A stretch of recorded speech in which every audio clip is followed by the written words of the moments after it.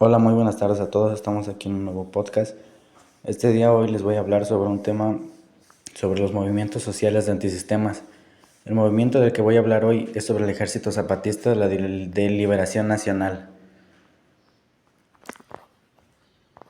Para entender primero al Ejército Nacional Zapatista, primero debemos mirar a Chiapas, que es un estado más sureño de México, un lugar de asombrosa riqueza natural, pero irónicamente también el hogar de algunas de las poblaciones indígenas más pobres y marginadas del país.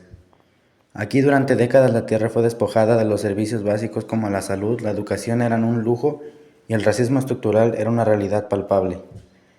En este contexto de profunda injusticia, un grupo de guerrilleros influenciados por la teología de la liberación y movimientos campesinos se fue gestando en la clandestinidad. No eran solo forasteros, se unieron con más comunidades indígenas cansadas de la opresión, creando así esta organización que se convertiría en un ejército de liberación. Su rostro más conocido era el subcomandante Marcos.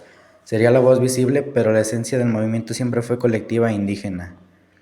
El estallido del 1 de enero de 1994, esta fecha es clave, ya que ese día coincidía la entrada en vigor del Tratado de Libre Comercio de América del Norte. Para el ejército este tratado no era progreso, sino una sentencia de muerte para los campesinos e indígenas, al abrir el país a una competencia desigual y amenazar a sus tierras comunales. En la madrugada de ese día el ejército emergió de la selva, cientos de indígenas encapuchados, algunos con armas de verdad, otros con fusiles de madera, tomaron pacíficamente San Cristóbal de las Casas y otras cabeceras municipales de Chiapas. Su primer acto fue emitir la Declaración de la Selva Lacandona, un comunicado al mundo que exigiría tierra, techo, trabajo, alimentación, salud, educación, independencia, libertad, democracia, justicia y paz. Demandas básicas pero negadas sistemáticamente. La reacción inicial del gobierno mexicano fue una ofensiva militar. Sin embargo, la presión masiva de la sociedad civil, tanto nacional como internacional, fue crucial. En cuestión de días, las voces de solidaridad detuvieron la represión, forzando un cese al fuego y el inicio de un diálogo. Fue el fin de la guerra declarada y el comienzo de una nueva fase de resistencia. Tras el cese del fuego, el ejército zapatista dio un giro estratégico fundamental, de la confrontación armada a la construcción de la autonomía desde abajo. Los acuerdos de San Andrés de 1996 firmados con el gobierno reconocían los derechos y cultura indígena, pero nunca fueron implementados plenamente por el Estado, lo que llevó a la ruptura del diálogo oficial. A pesar de eso, los zapatistas no esperaron, empezaron a construir su propio sistema en comunidades, organizándose en caracoles y juntas de buen gobierno. Aquí la autonomía se vive diariamente. Educación propia con escuelitas zapatistas y currículos adaptados a su cultura. Salud comunitaria, eso quiere decir clínicas y promotoras de salud. Justicia tradicional basada en sus usos y costumbres. También sobre la economía cooperativa, que eran proyectos productivos gestionados por ellos mismos. Todo bajo el principio del mandar, obedeciendo donde los líderes o mandos obedecen la voluntad colectiva del pueblo. Esta autonomía había sido sostenida gracias al apoyo constante de la sociedad civil global, que los ha acompañado y visibilizado.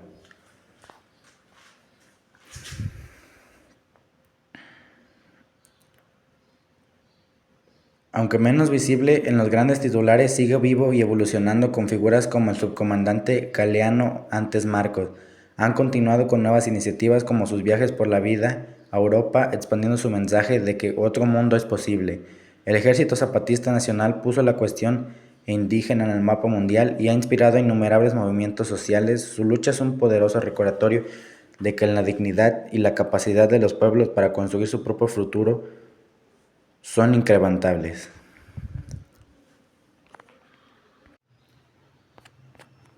Siguiendo un poco con el tema, hoy también quiero hablar sobre los retos y desafíos actuales que enfrenta el Ejército Nacional Zapatista. Uno de ellos es la presión del crimen organizado y paramilitares. Chiapas es una región con alta presencia de grupos del crimen organizado y paramilitares que buscan controlar territorios y rutas. Las comunidades zapatistas, al mantener su autonomía y rechazar su presencia, se convierten en objetivos enfrentando extorsión, violencia y desplazamiento.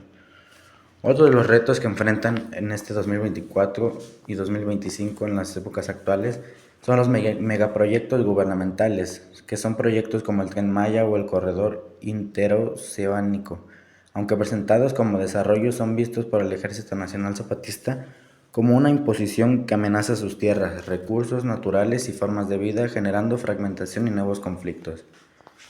Relación con el gobierno federal. La relación con el actual gobierno ha sido compleja, aunque no hay una confrontación armada directa, persiste la falta de reconocimiento a la autonomía zapatista y a la no implementación de los acuerdos de San Andrés. El Ejército Nacional Zapatista ha mantenido una postura crítica e independiente. Otro de los problemas es sobre el envejecimiento de las bases. Como en muchos movimientos, mantener la vitalidad y la adhesión de las nuevas generaciones es un reto constante, aunque el zapatismo ha demostrado una notable capacidad de renovación y adaptación. Cambios en la estructura autónoma. Recientemente, el Ejército Nacional Zapatista anunció una reorganización de sus estructuras autónomas, disolviendo las juntas de buen gobierno y caracoles, como se conocían, para pasar a una organización más local y descentralizada llamada Gobiernos Autónomos Locales, en un intento de adaptarse a los nuevos desafíos y fortalecer la autonomía desde el nivel comunitario más básico. Otro de los temas que quiero profundizar es sobre las juntas del buen gobierno y los caracoles. El Ejército Nacional Zapatista creó los caracoles como centros políticos y culturales que agrupan a varios municipios autónomos. Dentro de cada caracol operan las juntas del buen gobierno, que son los órganos del gobierno civil autónomo. Sus funciones de la Junta del Buen Gobierno es administración de justicia, resolviendo conflictos entre comunidades o individuos según sus propios usos y costumbres, siempre respetando los derechos humanos. Otra es sobre la gestión de proyectos productivos, apoyando a cooperativas de café, miel, artesanías y otros productos, buscando la autosuficiencia económica. Otro de ellos es la coordinación de educación y salud, supervisando las escuelas autónomas y las clínicas comunitarias, donde promotores de salud y educación son formados por las mismas comunidades. Mediación con el exterior. Son el punto de contacto entre las comunidades autónomas y la sociedad civil nacional e internacional. Otra de ellas son el principio de rotación. Los miembros de las juntas del buen gobierno son elegidos por las bases y rotan periódicamente. No hay salarios ni privilegios. El servicio es por el compromiso con la comunidad. Esto busca evitar la corrupción y la acumulación de poder.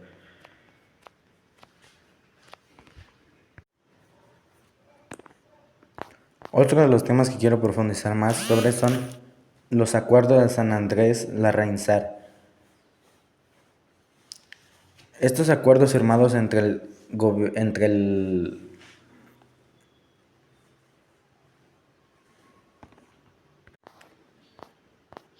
como decía, estos acuerdos firmados entre el Ejército Nacional Zapatista y el gobierno federal representaban un reconocimiento histórico a los derechos de los pueblos indígenas en México. Incluían libre determinación, autonomía, reconocimiento de sus sistemas normativos, acceso a los recursos naturales de sus territorios, participación política y respeto a sus culturas y lenguas.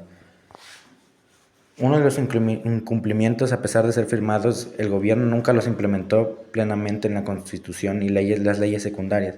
Esto llevó a una profunda desconfianza por parte del Ejército Nacional Zapatista y a la ruptura de las negociaciones de paz. Para los zapatistas, este incumplimiento demostró que el Estado no estaba dispuesto a ceder poder real ni a reconocer verdaderamente la autonomía indígena.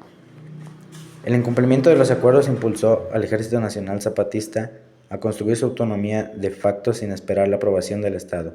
Los acuerdos de San Andrés se convirtieron en la base ideológica y legal interna de su proyecto autónomo.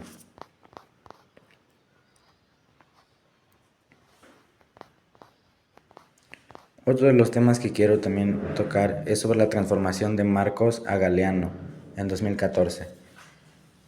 En mayo de 2014, el subcomandante Marcos anunció que dejaba de existir para dar el paso al subcomandante insurgente Galeano, en homenaje a José Luis Solís López, un maestro zapatista asesinado durante un ataque paramilitar. Este acto no solo fue un cambio de nombre, sino un profundo gesto simbólico. Subrayó que el verdadero protagonista de la lucha no era la figura mediática de Marcos, sino la base zapatista, sus mártires y su resistencia colectiva. Reforzó la idea de que el Ejército Nacional Zapatista es un movimiento colectivo y que el individuo está al servicio de la causa, no al revés. Marcó una nueva fase en el zapatismo enfocada aún más a la construcción interna y menos a la figura de un único portavoz.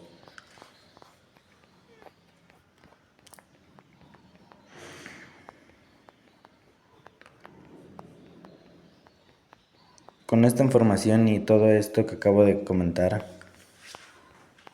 Quiero dar gracias por escuchar este podcast sobre los movimientos sociales antisistemas y como lo es este movimiento muy importante para la gente indígena, para los pueblos, ya que muchas veces no son tratados correctamente y no son vistos por todo el gobierno y son los que más sufren y los que más deberían tener apoyo.